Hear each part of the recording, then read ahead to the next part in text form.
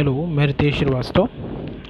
आज हम लोग जो है अप्लाइड फिजिक्स सेकेंड में जो चैप्टर 2 है हम लोगों का वेव ऑप्टिक्स या कहें कि तरंग प्रकाशिकी, उसका जो बेसिक टॉपिक है प्रकाश की प्रकृति पर आधारित विभिन्न सिद्धांत या कहें कि various principle based on nature of light, इस चैप्टर को हम लोग पढ़ेंगे। ठीक है, इस टॉपिक को हम लोग पढ़ेंगे। इस टॉपिक में बेसिकली जो है वो 4 सिद्धांत आते हैं। पहला सिद्धांत होता है न्यूटन का कणिका सिद्धांत या कहें कि न्यूटन्स कॉर्पस्कुलर थ्योरी। दूसरा जो आता है वो आता है हाइगन्स का तरंग सिद्धांत या कहें हाइगन्स वेव थ्योरी। और इसी तरीके से जो तीसरा आता है वो आता है मैक्सवेल का वैद्युत चुंबकीय सिद्धांत। और इसके बाद जो चौथा आता है वो आता है प्लांक्स क्वांटम थ्योरी। ठीक है, यह चारों हम लोग जो है वह पढ़ेंगे। इसके अलावा जो है हम लोग इसके जस्ट बाद वाले जो लेक्चर होगा उस लेक्चर में हम लोग पढ़ेंगे कि क्या कहते हैं, डुअल नेचर ऑफ लाइट या कहें कि प्रकाश की द्वैत प्रकृति पढ़ा जाएगा। ठीक है, तो आइए यहाँ पे हम लोग जो स्टार्ट करते हैं उसमें जो वेरियस सिद्धांत हमको अलग अलग जो प्रिंसिपल्स पढ़ने हैं, उस प्रिंसिपल्स में जो पहला है वह है न्यूटन का कणिका सिद्धांत या कहें न्यूटन्स कॉर्पस्कुलर थ्योरी।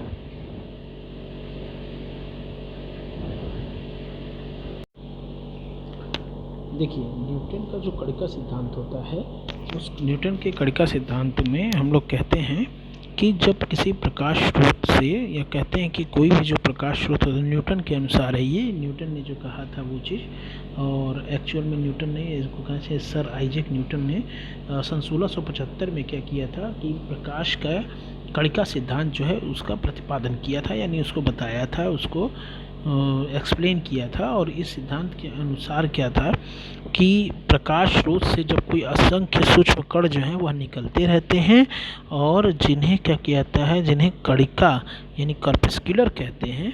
और जब यह कणिकाएँ क्या होती हैं, आँखों के रेटिना पर पड़ती हैं तो हमें वस्तुएं जो है वह दिखाई पड़ने लगती हैं।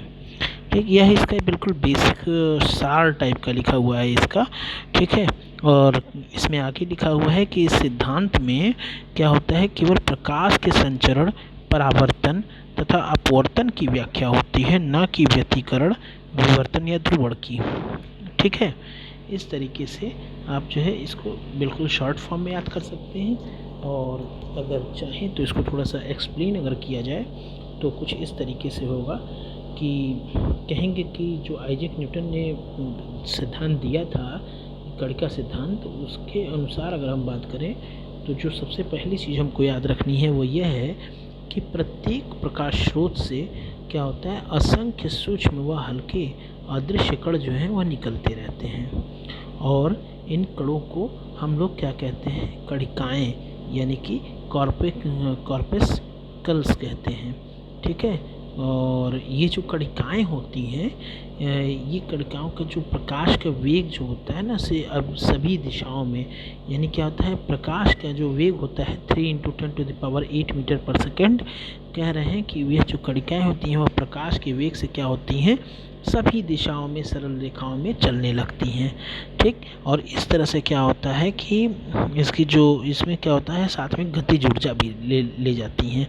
ठीक, और इस तरह से जो ये कणिकाएँ होती हैं, जब ये कणिकाएँ क्या होती हैं, हमारी आँखों पर आकर आँखों की रेटिना पर गिरती हैं तो हमको क्या होती हैं, वस्तुएं जो हैं वह दिखाई पड़ने लगती हैं। जब हमको वस्तुएं जो हैं वह दिखाई पड़ने लगती हैं तो इस प्रकार से हम कहते हैं कि जो विभिन्न प्रकार के प्रकाश की कणिकाएँ होती हैं उनके भिन्न भिन्न आकार की कणिकाएँ होती हैं, और उसी के अनुसार जो है वह रंगें भी जो रंग होते हैं वह भी डिसाइड होते हैं कि कौन सा रंग रहेगा। अब एक चीज़ और इसमें जो ध्यान देने वाला है कि कुछ ऐसे तथ्य हैं जिनकी व्याख्या जो है वह न्यूटन के कणिका सिद्धांत के द्वारा किया जा सकता है। जैसे प्रकाश क्या है बेटा, एक प्रकार की ऊर्जा है। ठीक, तो जब एक प्रकार की ऊर्जा है तो इसमें कौन सी ऊर्जा है पूछा जा सकता है। तो कहेंगे कि जो प्रकाश के किसी भी पुंज की जो ऊर्जा होती है, इसकी कणिकाओं की गतिज ऊर्जा, ठीक है, क्या होती है, कणिकाओं की गतिज ऊर्जा होती है।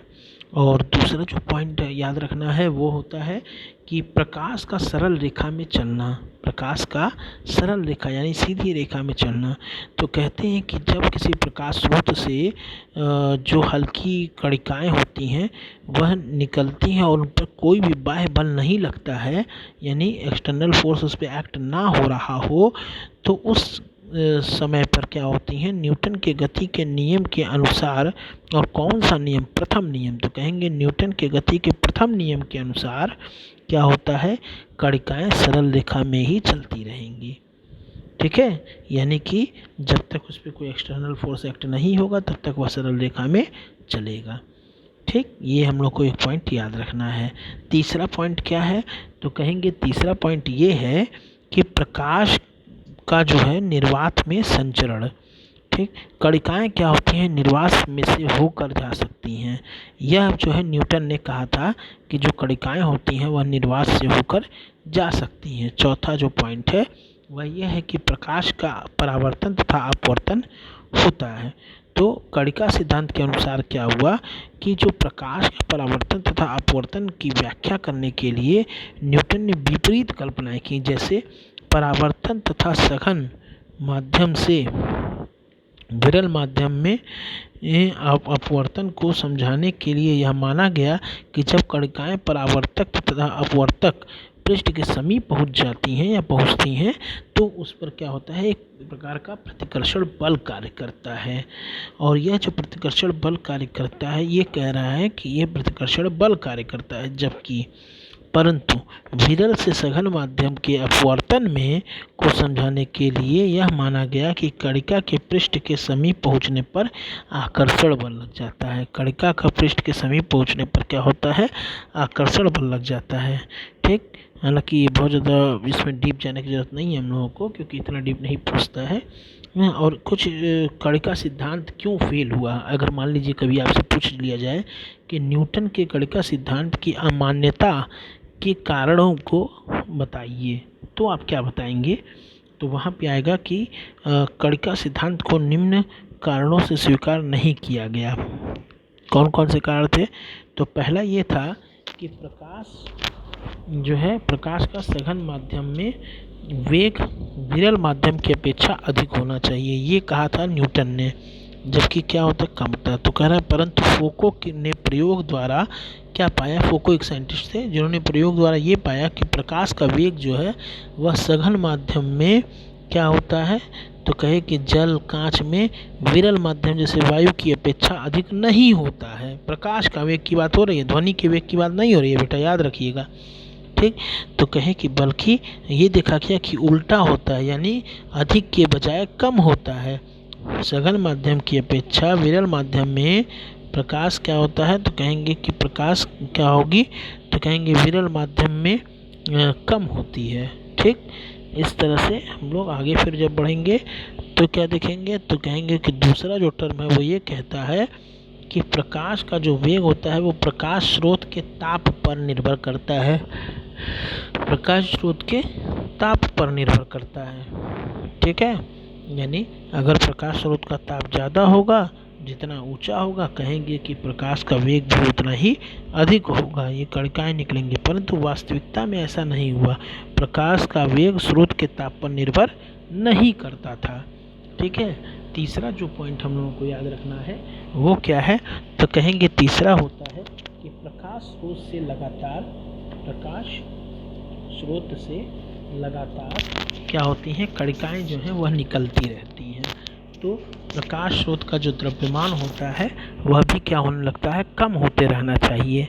अगर मान लीजिए कह रहा है कि यदि अगर प्रकाश स्रोत से प्रकाश की कणिकाएं लगातार निकलती रहें तो क्या होगा, उन छोटे छोटे कणों का भी अपना एक द्रव्यमान होगा, और जब उनका अपना एक द्रव्यमान होगा तो प्रकाश स्रोत का द्रव्यमान भी कम होते रहना चाहिए। परंतु ये देखा गया कि प्रकाश स्रोत का द्रव्यमान जो है वह कम नहीं हो रहा है।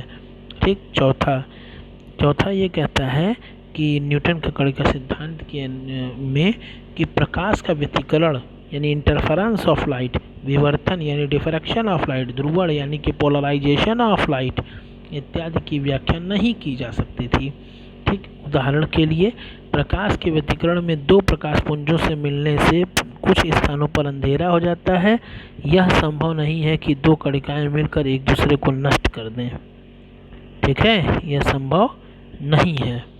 फिर आगे क्या कह रहा है, तो कहेंगे कणिका सिद्धांत जिन घटनाओं की व्याख्या करता है उसमें से पूर्व से विपरीत कल्पनाएं की गई, जैसे परावर्तन तथा विरल माध्यम से सघन माध्यम में अपवर्तन, ठीक है, को, और सघन माध्यम से विरल माध्यम में परावर्तन